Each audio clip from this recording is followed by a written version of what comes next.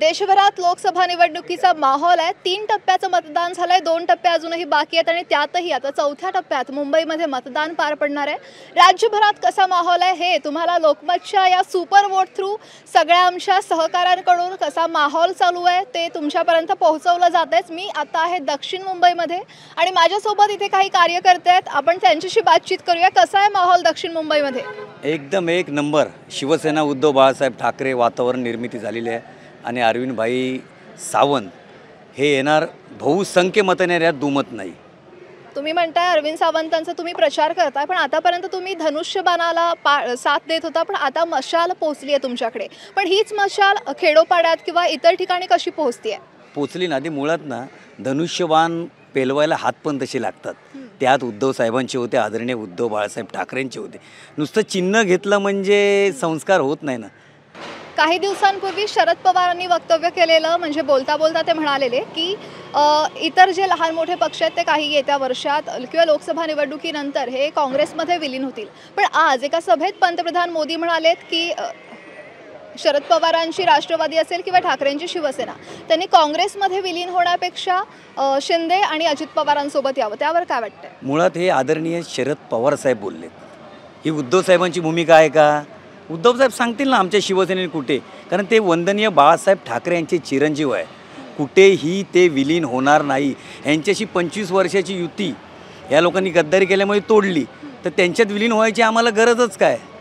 तर त्यापेक्षा मोदी साहेबांनी जर शिवसेनेत विलीन झालं तर आम्हाला आनंद होईल। आम्ही त्यांच्यात विलीन व्हायची गरज नाही आणि ही भूमिका शरद पवार साहेबांची, शिवसेनेची नाही। या ठिकाणी हा जो मध्य मुंबई आहे याच्यामध्ये स्लम एरिया देखील आहे, जुन्या चाळीचे वस्ती देखील आहेत आणि म्हाडाची जुनी वसाहत आहे। लोक आमचे खासदार अरविंद सावंतजीने हा आमचा प्रश्न लोकसभेमध्ये अतिशय महत्त्वाचा मुद्दा मांडलेला आहे आणि आम्हाला आशा आहे की हा काम करणारा कार्यकर्ता, काम करणारा नेता आहे आणि त्याच्यामुळे आमच्या या दक्षिण मध्य मुंबईमध्ये यांचा विजय निश्चित आहे। कुठली कामं इथे प्रामुख्याने पार पडलेत आणि कुठली कामं होणं गरजेचं आहे? पीएम फंडातून आता ही सूर्यकुंड आपण जिकडे उभा आहे त्याचं काम झालेलं आहे, त्यावेळेस जे खासदार होते त्यांच्या थ्रू झालेलं आहे। परत ही छोटी छोटी कामं आहेत, स्लम डेव्हलपमेंट आहे, बीपीटीचं पण मोठा हा आता स्पॅन आहे, ते पण काम व्हायला पाहिजे। Like everything should be properly, like it has to be channel wise. तुम्ही शिवसेनेचे कार्यकर्ते आहात, ठाकरेंचे कार्यकर्ते आहात, पण आतापर्यंत यापूर्वी तुम्ही धनुष्यासाठी तुम्ही प्रचार करत होता, पण आता तुम्हाला मशाल मिळाली आहे, कसं वाटतंय? मशाल इज गुड ना, काय प्रॉब्लेम नाही। पहिली पण मशाल होती, स्टार्टिंगला जेव्हा भेटलो होतो तेव्हा मशाल होती आणि मशाल नंतर आता आम्ही ती धनुष्यबाण पण घेणार परत घेणार धनुष्यबाण। मशाल कशी पोहोचली आहे लोकांपर्यंत? प्रचार खूप जोरात चाललेला आहे। तसं भायखळा विभाग बघितला तर कॉस्मोपॉलिटन सर्व जाती धर्माचे लोक आहेत आणि ह्या लोकांमध्ये प्रचंड उत्साह मिळालेला महाविकास आघाडीला। तसं बघता ही जवळजवळ आमची विजयी सीट आहे आणि न कळत आम्ही विजय घोषित केलेला अरविंद सावंत यांना, कारण समोर मला उमेदवार दिसत नाही कोणी एवढा स्ट्रॉंग। स्थानिक मुद्दा से ज़्यादा मजबूत है देश का मुद्दा। इनको जिता के हमको देश में अपने मेंबर ऑफ पार्लियामेंट बढ़ाना है और अरविंद सावंत जी ने ही पूरे उद्धव साहब ठाकरे, कांग्रेस पार्टी और आपके जितने भी एमपी है सबको जिता के देश को बचाना है और देश को आगे बढ़ाना है। म्हणजे मुंबईत असं पाहिलं तर धनुष्यबाण किंवा शिवसेनेची म्हटली जाते, पण आता इथं तुम्ही त्याच धनुष्यबाणाच्या विरोधात प्रचार करताय, कसं वाटतंय? बघा, धनुष्यबाण जरी त्यांच्याकडे असलं तरी खरं ते आमचंच आहे। त्यांनी किती पण बोललं की हे आमचं आहे, नाही, खरी ओरिजिनल शिवसेना ही उद्धव बाळासाहेब ठाकरे म्हणजे आम्हीच आहे, निष्ठावंत सैनिक आहोत।